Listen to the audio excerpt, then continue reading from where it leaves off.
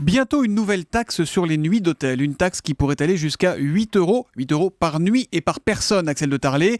Les députés ont voté un quintuplement de la taxe de séjour multiplié par 5. Les hôteliers, comme on s'en doute, sont très remontés. Eh ben oui, imaginez aujourd'hui la taxe de séjour c'est maximum 1,50 €. Là, elle est déplafonnée, elle pourra grimper jusqu'à 8 € selon les villes. Alors je vous laisse faire le calcul. Pour une famille de 4, ça fait 8 x 4, 32 € pour une nuit. Donc pour 2 nuits, pour un week-end, ça fait 64 € de taxe de séjour. Boum.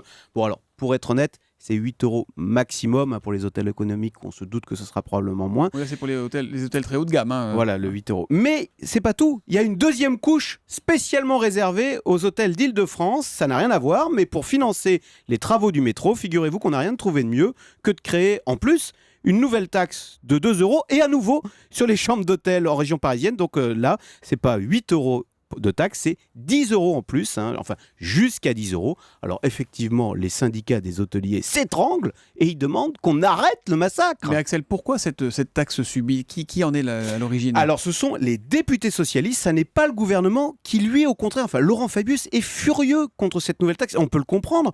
Le gouvernement n'arrête pas de dire qu'il va arrêter le matraquage fiscal, on va arrêter de créer de nouvelles taxes. Et en plus, la semaine dernière, il se trouve que Laurent Fabius a par ailleurs organisé une grande conférence pour doper l'attractivité du tourisme.